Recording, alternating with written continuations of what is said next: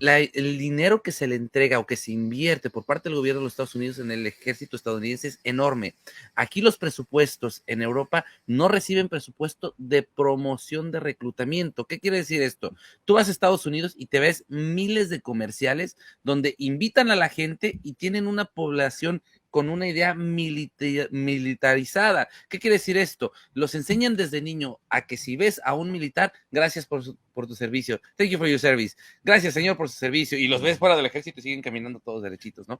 Aquí en Bélgica eso no sucede. Es más, el sueldo, me preguntabas hace ratito fuera del aire, ¿cuánto es el sueldo promedio de una persona? Decía 1,200 euros al mes.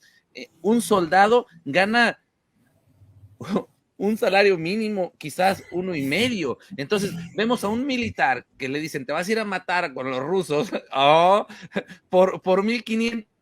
No, gracias, mejor me voy a trabajar. Por ejemplo, ¿saben cuál es el sueldo del personal de limpieza en la OTAN? El sueldo mínimo de un personal de limpieza en la OTAN son 4,000 euros. Wow. No es fácil entrar ahí, pero el personal de limpieza gana el doble, básicamente, de lo que gana un soldado que tiene que ir a jugarse la vida por unos cuantos grupos elitistas. Luego, entonces, por eso también es importante que se entienda el concepto de por qué tiene esa escasez y el terror de los belgas ahorita. Dicen, ¿con qué dinero? Porque están, en súper endeudados, porque durante el tiempo del coronavirus pidieron 1 billón de euros de préstamo al Fondo Monetario Internacional para poder dar un apoyo económico a todas las personas de comerciantes independientes para poder sobrellevar esta pandemia. Al momento en el que se hace la extensión de la pandemia, piden otro 1 billón de euros prestado. Entonces, se endeudaron con el Fondo Monetario Internacional y ahorita pedir una deuda más mete más en el hoyo no solamente a Bélgica, sino a toda la Unión Europea. No tienen los fondos financieros para sustentar una guerra. Y una guerra, para poderla ganar, necesitas dinero. Si no lo tienes, es caso perdido. Luego, entonces, el aventarse al ruedo sin espada, sin trapo rojo, y ahora sí, en calzones rojos, pues, y además con aquel del que dependes en materia de energéticos. Creo que no pinta bien, ¿no? Como dice, si hace cuac cuac, si camina como pato, pues es pato, ¿no? Y sí, aquí, básicamente, la Unión Europea, al morder la red, que lo pone, se convierte en la carnada de la caña de pescar de Estados Unidos, y bueno, pues el tiburón aquí a pescar era Rusia, y pues los que serán comidos serán los de la Unión Europea si siguen con su cantaleta de quererle jugar a los valientes en contra de los rusos.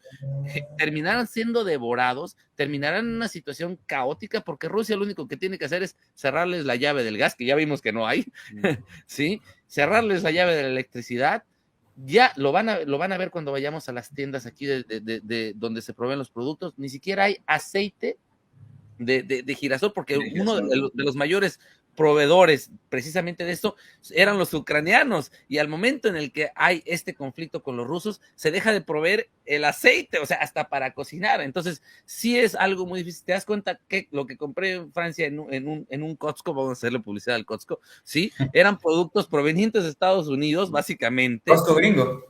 Un Costco gringo proveniente de Estados Unidos, que son ellos quienes están mandando, fíjate la ironía de las cosas, aceite de oliva, que normalmente los italianos eran los mayores proveedores de la Unión Europea y españoles, ¿sí? Entonces, ni italianos ni españoles, viene Estados Unidos y ellos son los que ahorita empiezan a proveer de productos básicos a los europeos. Dices, y además lleno el Costco, lleno completamente. Y les digo una palabra, una frase que va a sonar mucho en el futuro. Latinoamericanización de Europa Occidental. Esto es lo que va a causar la guerra de Ucrania. Latinoamericanización de Europa Occidental. Ahora, ojo, siempre he manejado la teoría de que Europa o la OTAN buscará, porque Europa no tiene los recursos naturales que sí tiene Brasil, que sí tiene Venezuela, que tiene América, que tiene México. Entonces, la situación es, después de perder la guerra, esta sería la pregunta real, después de perder la guerra, que ya la tiene casi perdida, aunque hubo un repunte del ejército ucraniano y de los mercenarios en estas últimas semanas para hacerlo quedar mal al presidente Putin el 9 en el desfile de la victoria, hubo un repunte el fin de semana pasado y días previos, ¿no? Hasta hace 3, 4 días, han muerto una cantidad de soldados y de ¿Sí lo mercenarios. leíste? Extrañamente sensual. ¿Qué cosa? ¿Perdón? No escuché. Es que estamos viendo acá una Los persona que comentarios. una persona que está manifestando a favor de la guerra y que dice que Rusia no le sirve a Europa ni para el arranque, un polaco obviamente, y nos da mucha risa porque tú acabas de dar un concepto bien, es complejo, Atinado. Hugo, pero atinado. La latinoamericanización de Europa Occidental, que será el resultado de lo que pasa en Ucrania. Y luego vemos al polaco diciendo que Rusia no le va a servir ni para el arranque. Pues qué mejor ejemplo de latinoamericanización que esto. Ahora, Richard mencionó una cosa que es parte de lo que impulsaba la premisa de trabajo de esta charla, de esta sesión de geopolítica, el temor que tienen los europeos, porque a pesar de que invierten 3 veces más dinero que Rusia, no tienen esta capacidad disuasiva. Y entonces, mira lo que dice el periodista Javier García: he cubierto muchas guerras y conflictos. A ninguno de ellos vinieron nunca políticos, estrellas de cine, famosos y músicos extranjeros a dar conciertos. Vimos a Bono, vimos también a Arnold Schwarzenegger, hasta reconociendo que a su padre había sido nazi y reconociendo el dolor y el desgarre de la guerra, hablándole a los soldados rusos. Y hemos visto a otros famosísimos personajes de Hollywood. O sea, la maquinaria de propaganda está al 100. Y esto que dice Richard, de Costco al sur de París, vendiendo millones y millones de euros de mercancías, desplazando a negocios franceses. De por sí lo francés es muy caro en general. Pues sí, estamos viendo un proceso de penetración en sentido figurado y en sentido real por parte de Estados Unidos sobre Europa, y les tiene comida el mandado.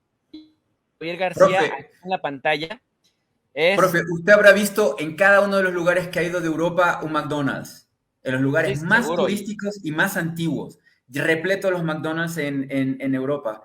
O sea, ¿qué pasó con la famosa comida francesa, la comida italiana, la comida española, que en América se vendía muy caro en los restaurantes más caros de nuestros países, eran comida europea? Ahora, en cambio, hay una latinoamericanización, o sea, mejor dicho, hay una proliferación en Estados Unidos de restaurantes caros, brasileños, peruanos, mexicanos. Es la comida más importante en esos países. Es casi un negocio seguro. Aquí en Europa está habiendo una americanización gigante. De hecho, hacíamos los comentarios, Son lo años. comentaba tu ella esposa y decía, me siento como si fuera entrando a San Diego.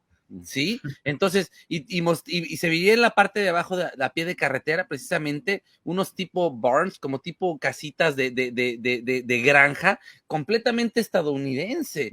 Y decía, mira, incluso el formato en el que están transformando la conceptualización de las tiendas completamente americanizadas, brutal, brutal. Te comentaba precisamente aquí cerca de donde está el estudio, que es casa de ustedes, de toda la audiencia de tuya también, Hugo, cuando quieran venir a Bélgica, donde le decía, había unas casitas preciosas hechas con toda la perspectiva, toda la visualización, todo el formato de estructura arquitectónica europea, completamente destruido. ¿Por qué? Porque dicen, vamos a poner un tipo bolsa de valores, un tipo Wall Street, para hacer departamentos de lujo para que los empresarios a nivel mundial puedan venir y quedarse ahí. Y de repente, pues vamos a poner algunas esculturas representativas a los pitufos que son creados aquí en Bélgica. Entonces, tú, están como dirían en España, ¿están de broma o qué les pasa? Es realmente un insulto a la propia cultura, pero bueno, ahora sí que con todo respeto para los belgas, porque yo aquí vivo, pues vemos la falta precisamente de esa cultura propia y de esa identidad propia que sí tenemos en Latinoamérica, cada uno de los países, en el Ecuador, en Bolivia, en el Perú, en México, donde nos apegamos a nuestras raíces. Aquí, Bélgica, por ejemplo, sabemos bien que es una unión de 3 colonias, tanto francesa, holandesa y alemana, lo cual genera una distorsión y falta de apego a unos valores iniciales porque todos son diferentes. Luego, entonces, pues ahora ves a nuevas juventudes que, volviendo al tema mencionado por Hugo, no quieren unirse a un ejército porque dicen, ¿yo a quién sirvo? a los alemanes, a los holandeses o a los francófonos. Luego entonces es una confusión de decir, pues ¿por quién voy? Y cuando se dan cuenta o son un poquito más analíticos, que en general la cultura europea suele ser más analítica y culturalmente hablando, pues más estudiada que en el resto del mundo, vamos a decirlo tal cual es, pues empiezan a decir, a ver, espérame, me estás vendiendo una idea con Rusia, cuando a través de los años he visto que la noticia Rusia es de las más poderosas del mundo. Oye, me estás aventando a que me mate yo solo. Yo no me voy a aventar a eso. Prefiero meterme a trabajar y ganarme mi vida más tranquilo, donde puedo ganar más dinero, aún siendo un barrendero de la OTAN. Sí, imagínate, Hugo, el desincentivo que existe ya en estas estructuras internacionales para que al soldado, al que va a quedar mutilado, el que va a dejar huérfano a su familia, a sus hijos, el que va a dejar viudas a sus esposas, gana menos que el de la limpieza. Y digo, no es que hacer la limpieza en la OTAN sea denigrante ni mucho menos. Que no me corran a mí, que no me corran a mí. Ya quisieran muchos tener un sueldo como el de allá, pero me parece que también hay una especie de desincentivo para que algunos prefieran dedicarse como a eso que a lo otro, ¿no? Y eso lo saben ellos. Ahora, yo que trabajo en esto de monitoreo de información que transmiten distintos tipos de canales de comunicación, ya hay campaña para acoger, atraer, publicitar que latinoamericanos se involucren en la guerra de Ucrania. Ustedes solamente googleen un poquito de reportajes de la DW, de la BBC, de Televisión Española, en donde ya están sacando reportajes de americanos metidos en la guerra, en el conflicto, colombianos, peruanos, bolivianos, fotografías en Twitter, fotografías en Facebook, reportajes especiales de un boliviano, de un ecuatoriano, de un colombiano, que mayormente son marines, o sea, son soldados de Estados Unidos, pero, o sea, son migrantes de América del Sur que viven en Estados Unidos y que para estudiar, para ganar un buen sueldo, porque se gana muy bien en Estados Unidos siendo militar, se te arregla la vida cuando te metes al ejército en Estados Unidos. Entonces, y lo sé porque los conocí, yo viví en Virginia, al lado, alrededor mío, habían bases militares y vecinos míos eran todos militares, ¿no? Entonces, y muchos son minorías, ¿no? Negros, latinos, etcétera, etcétera. Entonces, ya existe una campaña, como no van a pelear esta guerra los jóvenes europeos, porque además se junta este factor de los millennials, centennials, que son personas que no quieren entrar en los conceptos que vivieron las generaciones pasadas, como los baby boomers, etcétera, etcétera. Quieren irse al Caribe a vivir allí, en otro tipo de vidas, quieren ser youtubers, quieren ser traders de criptomonedas, lo que sea. Ellos no se van a involucrar en algo como esto, pero ojo, la generación de los baby boomers y un poquito de nuestra edad sí ha sido esta publicidad que ha sido eficiente desde el siglo pasado y antes también ha sido muy eficaz, porque ojo, es la generación racista. Tú dices que los europeos son analíticos y todo lo demás, pero ojo, tienen en el gen cognitivo, me refiero a la información que se vuelve parte del individuo, la que le enseñaron como cultura educativa, el tema del imperialismo, lo hemos hablado con el profe, el tema de la supremacía racial, etcétera, etcétera, etcétera, porque el nazismo, si bien es cierto, surge de Estados Unidos de blancos migrantes europeos, de todas maneras esos blancos migrantes son de origen europeo. Y esos conocimientos, el nazismo o el fascismo, vienen de la región donde ustedes se encuentran en este momento. No vienen de la Unión Soviética, no vienen de Rusia, más bien humanismos vienen de por allá. Si leemos a Tolstoy, a Dostoyevsky, a todo lo que ustedes quieran mencionar de los genios literarios de toda esa región del este. El fascismo, el genocidio vienen del país o de los países donde ustedes se encuentran. La esclavitud de los negros en África, el genocidio que se hizo en América con las tribus y con las naciones aborígenes americanas, australianas y todas las demás, viene de la región donde ustedes se encuentran y es la región beligerante.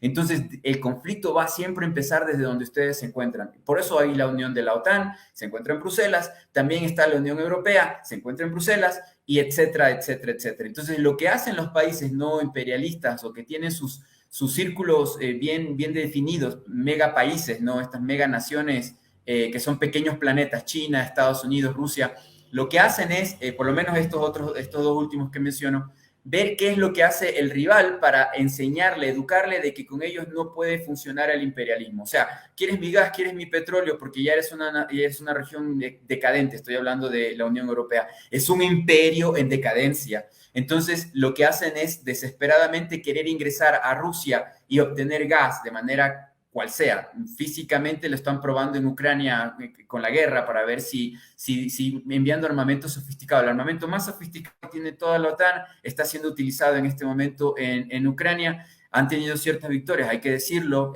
han sido muy golpeados la infantería rusa, pero en otro caso no están funcionando la tecnología versus la tecnología rusa con lo que es en el aire, ¿no? Entonces, en el aire realmente no tienen absoluta victoria, ni siquiera se han visto los últimos cazas Su-35 que tiene Rusia. Entonces, todavía se siguen viendo los bombardeos, se siguen viendo los Tupolev, entonces todavía no saca, no ve con necesario Rusia utilizar cierto armamento sofisticado. Los S-500 todavía no han sido utilizados, todavía trasladan hacia el Donbass S-300 y por ahí uno que otro S-400. O sea, ni siquiera Rusia ha utilizado esa tecnología. Los Kinzhal todavía no los han probado algún armamento sofisticado, pero realmente los Kinzhal no han sido utilizados. Los Poseidón no han sido utilizados. Estos submarinos nucleares que están por allí en alguna parte no han sido utilizados todavía. Entonces, todo ha sido un palabrerío, una guerra de Hollywood.